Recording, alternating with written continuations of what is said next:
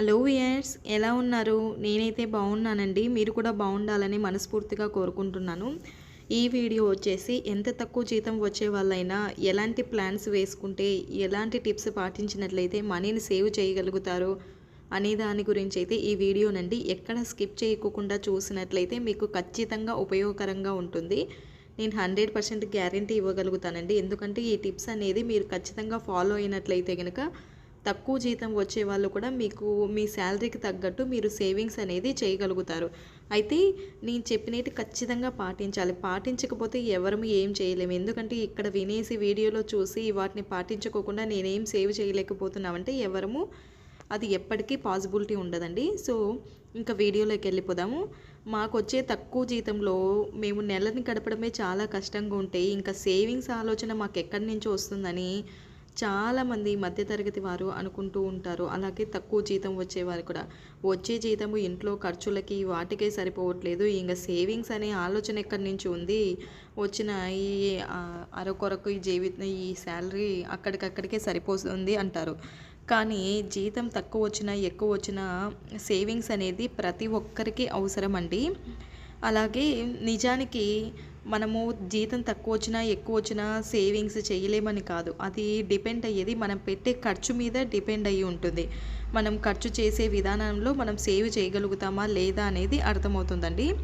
So మనము బడ్జెట్ని కనుక పర్ఫెక్ట్గా ప్లాన్ చేసుకొని దాని ప్రకారం ఫాలో అయినట్లయితే ఖచ్చితంగా సేవింగ్స్ అనేది చేయగలుగుతాము. ఇప్పుడు మన సేవింగ్స్ 10 రూపాయలతో మొదలుపెట్టినామనుకోండి, తర్వాత 100 రూపాయలు, మళ్ళీ తర్వాత 1000 రూపాయలు.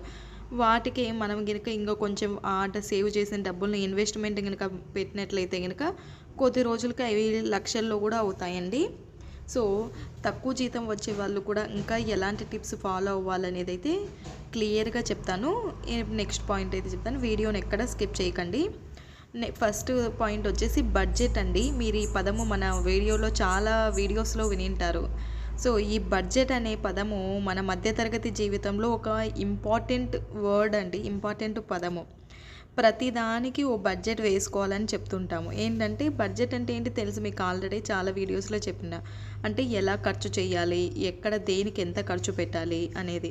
సపోజ్ నేనే ఒక షాపింగ్కి వెళ్తున్నాను. షాపింగ్కి వెళ్ళేటప్పుడు ఎంతలో కొనాలి, ఈరోజు నేను ఎంత అమౌంట్కి షాపింగ్ చేయాలనుకుంటున్నాను, నా బడ్జెట్ ఇది, నేను 5,000 తీసుకెళ్ళి 5,000లో నాకు కావాల్సినవి ఫుల్ఫిల్ చేసుకోవాలి ఈరోజు షాపింగ్లో అని అదొక బడ్జెట్ వేసుకోవడం. అలా కాకోకుండా బడ్జెట్ లేకుండా అక్కడికి వెళ్ళి ఎంత అవుతుందో చూద్దాంలే అని ఒక ప్లానింగ్ లేకుండా వెళ్ళినట్లయితే అది ఎప్పటికీ సక్సెస్ అవ్వదు, అది క్లియర్గా ఉండదు. సో ఒక బడ్జెట్ వేసుకొని వెళ్ళాలి. సో మన మధ్యతరగతి జీవితాలకి ఈ బడ్జెట్ అనేది పదము చాలా అంటే చాలా ఇంపార్టెంట్ అండి. మనము డబ్బుల విషయాల్లో చేయాల్సిన ఖర్చులన్నిటినీ ముందే ఒక ప్లాన్ చేసుకోవడమే మన బడ్జెట్. అలాగే ఈ బడ్జెట్ని మన జీతం రాకముందే, అంటే 31వ తేదీకి జీతం వస్తుంది అనగా ఒక 2 రోజుల ముందే మనము ఈ బడ్జెట్ని వేసుకొని పర్ఫెక్ట్గా ప్లాన్ చేయాలండి. అలాగే ఊరికే మనం బడ్జెట్ వేసుకోవడమే కాదు, కొంతమంది వేసుకుంటారు, బడ్జెట్ ఏమో వేస్తారు కరెక్ట్గానే, కానీ దాన్ని ఫాలో అవ్వరు, ఆచరించరు. అలా ఆచరించకపోవడము ఇంకా వేయడం ఎందుకు, బడ్జెట్ వేయాల్సిన అవసరమే ఉండదు కదా. సో ఒకటి వేసామంటే, ఒక బడ్జెట్ ఏదైనా అనుకున్నామంటే దాన్ని ఖచ్చితంగా ఫాలో అయ్యి తీరాలి. అప్పుడే దానివల్ల ఉపయోగం ఉంటుందండి. అలాగే సెకండ్ పాయింట్స్ ఏంటంటే సేవింగ్స్ అండి. ఇప్పుడు బడ్జెట్ అనే పదం మన మధ్యతరగతి జీవితాల్లో ఎంత ఇంపార్టెంట్ వర్డ్. ఈ సేవింగ్స్ అనేది మన భవిష్యత్తుకి ఒక బాటలు, అంటే దారి చూపిస్తుందండి. సేవింగ్స్ అనేది ఎంత ఇంపార్టెంట్ అంటే ఇంకా చెప్పాల్సిన అవసరం లేదు. దీని గురించి ప్రతి ఒక్కరికి ఆల్రెడీ తెలిసే ఉంటుంది. ఇంకా మన మధ్యతరగతి వారికి అయితే ప్రతి విషయంలో సేవింగ్స్ చేసుకుంటే బాగుంది, ఈ విషయంలో అని ఎన్నోసార్లు అనుకొని ఉంటాం. నెల జీతము పడిన వెంటనే మనము కరెంటు బిల్లు, పాల బిల్లు ఎలా సెండ్ చేస్తామో, అంటే పే చేస్తామో, అలాగే సేవింగ్స్ కూడా ఒక పే చేస్తున్నామని చెప్పేసుకొని మీరంటూ ఒక అమౌంట్ తీసేయండి ఫస్టే. మీరు అది కూడా ఒక బిల్లే అని వేసుకొని ఒక అమౌంట్ పక్కన తీసి పెట్టేసేయండి. ఇప్పుడు మనం అన్ని బిల్లులు ఎలా కడతాము, ఇప్పుడు అదే శాలరీ రాగానే current bill, water bill, paper bill, ఇంటి బిల్లు అలా చెప్పేసి ఎలా ఖర్చు చేస్తున్నాము, అంటే ఎక్కడిదక్కడ ఇచ్చేస్తున్నాము. అలాగే సేవింగ్స్ అనేది కూడా ఒక ఖర్చే అనుకొని మీరు దాన్ని కూడా ఒక అమౌంట్ తీసేయండి. చాలామంది ఏమనుకుంటారు, తర్వాత తీద్దాంలే మిగిలినవి ఫస్ట్ ఖర్చు చేద్దాము. నెల ఎండ్‌కి అదే నెలకి చివరికి మిగులుతుంది కదా! దాన్ని సేవ్ చేద్దాం అనుకుంటారు. కానీ అప్పటికి ఒక్క రూపాయి కూడా మిగలదండి. అప్పుడు మిగలకపోతే మనం ఏం సేవ్ చేయలేం. సో, ముందే మనం సేవ్ చేయాలనుకున్న అమౌంట్‌ని ముందే తీసేయండి. ఇదైతే ఈ పాయింట్‌ని ఎవ్వరు మర్చిపోవద్దండి. మీరు సేవ్ చేయాలనుకున్న అమౌంట్‌ని మీరు ప్లాన్ వేసుకుంటారు కదా! బడ్జెట్ ఏసుకున్నాక ఎంత ఖర్చవుతుంది, ఏంటి అంత ఎంత మిగులుతుందనేది. ఆ మిగిలిన అమౌంట్‌ని ఫస్టే తీసేయండి. లేదు తర్వాత చూద్దాంలే ఏదైనా ఖర్చులొస్తాయేమో నెల చివరన, అప్పుడు చూద్దాము ఖర్చులన్నీ పోను అనుకుంటే ఎప్పటికీ సేవ్ చేయలేరు. అలాగే మీ సేవింగ్స్ కోసము సెపరేట్‌గా ఒక సేవింగ్స్ ఖాతాను తెరవండి. ఆ సేవింగ్స్ ఖాతాను తెరిచి దానికి క్రెడిట్ కార్డు, డెబిట్ కార్డు ఏమి తీసుకోకండి. ఓన్లీ అది సేవింగ్స్‌కి మాత్రమే. ఇప్పుడు నేను చెప్పాను కదా! అది కూడా ఒక ఖర్చులాగే, అది కూడా ఒక బిల్లులాగే పే చేయమనని.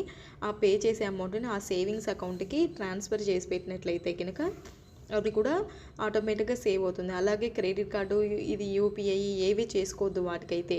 ఎందుకంటే అది ఉందంటే గనక ఆటోమేటిక్‌గా మనకి మన మనసంతా దాని మీద పోతుంటది. ఏదన్నా అవసరం వచ్చిందంటే చాలు, ఆ అమౌంట్ ఉంది కదా! ఆ అమౌంట్ ఉందనే. సో, అలా కాకోకుండా మీరు దానికి ఒక ఏటీఎం గానీ, క్రెడిట్ కార్డ్ తీసుకోకుండా పెట్టుకోండి. డైరెక్ట్‌గా ఏదన్నా అవసరం వచ్చిందంటే పెద్ద అవసరము, అప్పుడు మీరు వెళ్ళేసి బ్యాంక్‌కే ఎళ్లి తీసుకోవచ్చు. అలాగే మీరు ఇది మూడవ పాయింట్ వచ్చేసి సేవింగ్స్ అనేది ఎందుకు చేస్తున్నారో ఒక టార్గెట్ అయితే పెట్టుకోండి. ఒక లక్ష్యం, ఒక గోల్ పెట్టుకోండండి.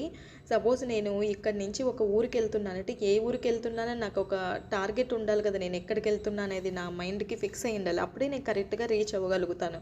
అలాగే మీరు సేవింగ్స్ చేస్తున్నది దేనికని తెలిస్తే ఖచ్చితంగా మీరు దాన్ని సక్సెస్‌ఫుల్‌గా చేయగలుగుతారు. అలా కాకోకుండా ఏదో చేస్తున్న సేవింగ్స్ ఫ్యూచర్ కోసము ఒక ప్లాన్ లేకుండా చేశారంటే అది మధ్యలోనే ఆగిపోతుంది.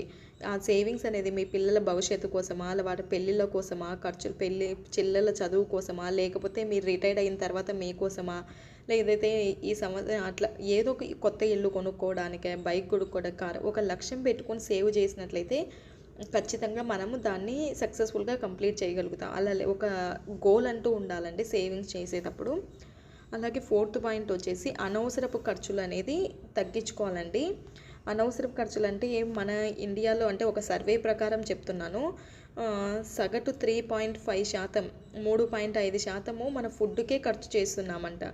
కానీ అమెరికా వాళ్ళు మాత్రము 0.6% మాత్రమే ఖర్చు చేస్తున్నారంట. ఇది ఒక సర్వేలో తేలిందండి. సో, ఒక్క తిండి విషయమనే కాదు, మనము మన లైఫ్ స్టైల్‌ని కూడా ఒకసారి చూసుకోవాలి. మనం ఎక్కడ అనవసర ఖర్చులు పెడుతున్నాము, ఎక్కడ నిజానికి మంచి ఖర్చు చేస్తున్నాము, ఎక్కడ అనవసరపు ఖర్చు చేస్తుంటే వాటిని ఎక్కడ తగ్గించుకోవాలి అని చెప్పి దాన్ని కూడా మనము ఒకసారి ఒక సర్వేలాగా మనకు మనమే మన లైఫ్ స్టైల్ని ఒకసారి చూసుకున్నట్లయితే ఎక్కడ అనవసర ఖర్చు చేస్తున్నామనేది అది తగ్గించుకోగలుగుతాము. అలాగే బిందాస్‌గా ఖర్చులు చేయకోకుండా మనల్ని మనం కంట్రోల్‌లో పెట్టుకోవాలండి. అప్పుడే మనము సేవింగ్స్ అనేది చేయగలుగుతాము. కొన్ని నెలలు ఇప్పుడు మనల్ని మనము అనవసర ఖర్చులు కనుక పెట్టించుకోకుండా తగ్గించుకుంటూ వచ్చామనుకోండి, అదే కొద్ది రోజులకు మనకు బాగా అలవాటు అవుతుంది. ఒక ప్రాక్టీస్ లాగా అయిపోతుంది. అప్పుడు మనం ఎక్కువ అమౌంట్ సేవింగ్ చేయగలుగుతాము. అప్పుడు మనకి తర్వాత చూస్తే ఇంత అమౌంట్ నేను సేవింగ్స్ చేయగలిగానా అని మనకి అనిపిస్తుంది. అలాగే అనవసరమైన సబ్స్క్రిప్షన్లు, ఖరీదైన ఫోన్లు, అదే ఫోన్ ప్లాన్స్ కొంతమందికి డైలీ 1.5 జీబీ ఉన్నా సరిపోతుంది.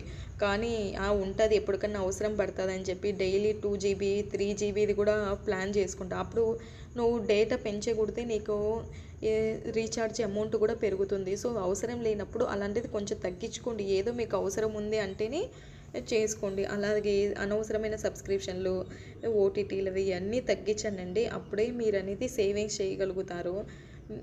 అలాగే నెక్స్ట్ పాయింట్ వచ్చేసి ఈ ఎమర్జెన్సీ ఫండ్ అండి. ఇప్పుడు మనం సేవింగ్స్ ఎంత ఇంపార్టెంటో అలాగే ఎమర్జెన్సీ ఫండ్ అంటే ఈ రోజుల్లో ఎప్పుడు ఏం జరుగుతుందో మనం ఎవ్వరము చెప్పలేము. ఇప్పుడున్న సిచ్యువేషన్ ఇంకొక గంటకు ఉండకపోవచ్చు. ఇప్పుడు నేను వీడియో చేస్తున్న టైము బాగుందనుకోండి, ఇంకొక గంటకు కానీ 10 మినిట్స్ ఎవరిమి ఎట్లా ఉంటుందో ఏది చెప్పలేము. సో, అప్పటి వరకు ఉన్న సంతోషంగా ఉన్న మన సమయాల్లో అప్పుడే బాధ కలిగించేటి ఏదైనా జరగచ్చు కూడా. సో, అట్లాంటప్పుడు మనల్ని కానీ మన కుటుంబాన్ని కానీ రక్షించుకోవాలంటే ఖచ్చితంగా మనకనేది ఎమర్జెన్సీ ఫండ్ అనేది ఉండాలండి. అలాగే ఈ ఎమర్జెన్సీ ఫండ్‌ను మీరు హెల్త్ ఇన్సూరెన్స్ రూపంలో అయినా తీసుకోండి.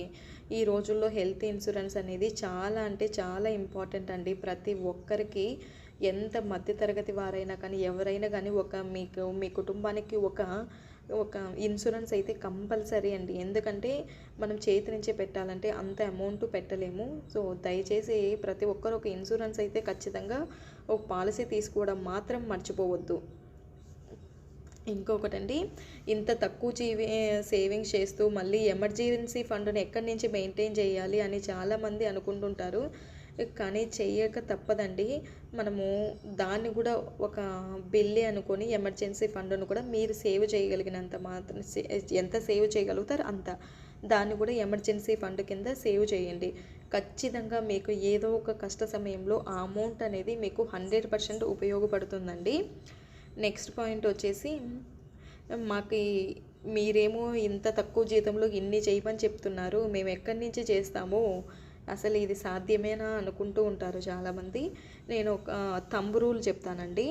అంటే 50, 20, 30 రూల్ అనే ఈ రూల్ ఫాలో అయినట్లయితే కనుక మీరు అమౌంట్ని చాలా సేవ్ చేయవచ్చు. సరే, ఏంటి 50, 20, 30 రూల్ అంటే, మనకి ఇప్పుడు 100% జీతం వస్తుంది అనుకోండి. 100 రూపాయలు తీసుకోండి ఎగ్జాంపుల్గా. 100లో 50 రూపాయలని మన అవసరాలకి ఖర్చు చేసుకోవాలి. 50 రూపాయలని అవసరాలకు ఖర్చు చేసుకుంటే రిమైనింగ్ 50 రూపాయలు ఉంటుంది. ఈ 50లో 20 అనేది మన సేవింగ్స్ కోసము, అలాగే మన పెట్టుబడుల కోసం అనేది ఉపయోగించాలండి. ఇంకా రిమైనింగ్ 30 రూపీస్ ఉంటుంది. 30 అంటే 30% నేను ఫర్ ఎగ్జాంపుల్ 100 రూపీస్లో చెప్తున్నాను కదా.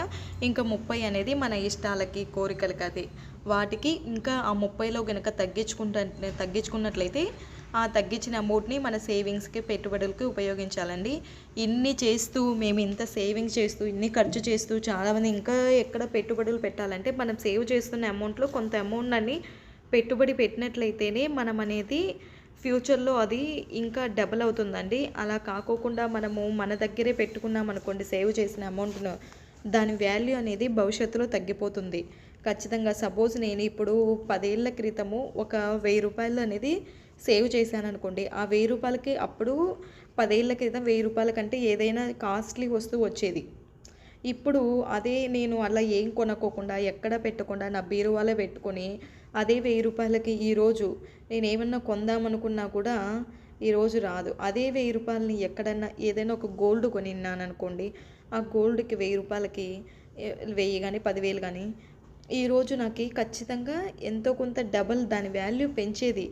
సో మీరు దాచిన అమౌంట్‌ని మీ చేతిలో దగ్గరలో పెట్టుకోకుండా ఎక్కడైనా మంచిగా మీకు తెలిసిన చోట పెట్టుబడి పెట్టండి. మీ ఖచ్చితంగా అలానే స్టాక్ మార్కెట్లో మీకు తెలియని చోట ఇన్వెస్ట్మెంట్ చేసినట్లయితే నష్టాలు వచ్చే అవకాశాలు ఎక్కువగా ఉంటాయి. సో అలా కాకోకుండా మీకు ఎక్కడైతే మీకు దేని మీద అయితే మంచి అవగాహన ఉందో దాంట్లో ఇన్వెస్ట్మెంట్ చేయండి. అలాగే సేవింగ్స్ ఎక్కడ చేయాలో తెలుసుకొని, ఎక్కడ మన డబ్బుల్ని ఇంకా డబల్ చేస్తుంది అలాగే తెలుసుకొని అక్కడ సేవింగ్స్ చేసినట్లయితే మీ అమౌంట్ సేఫ్గా ఉంటుంది, డబల్ అవుతుంది. సో నేను చెప్పిన ఈ టిప్స్ మీరు ఖచ్చితంగా పాటిస్తారని అనుకుంటున్నానండి. అలాగే మీరు మన ఛానల్ని కొత్తగా చూస్తున్నట్లయితే సబ్స్క్రైబ్ చేయడం మాత్రం మర్చిపోద్దు. అలాగే బెల్ ఐకాన్ని క్లిక్ చేయండి. బెల్ ఐకాన్ని క్లిక్ చేయడం వల్ల మనకి నేను కొత్తగా పోస్ట్ చేసిన వీడియో మీకు చూపించే అవకాశం ఎక్కువ శాతం ఉంటుంది. సో మరొక మంచి వీడియోతో నెక్స్ట్ అయితే మీ ముందుకు వస్తానండి. అంతవరకు ఉంటాను. బాయ్ బాయ్ అండి.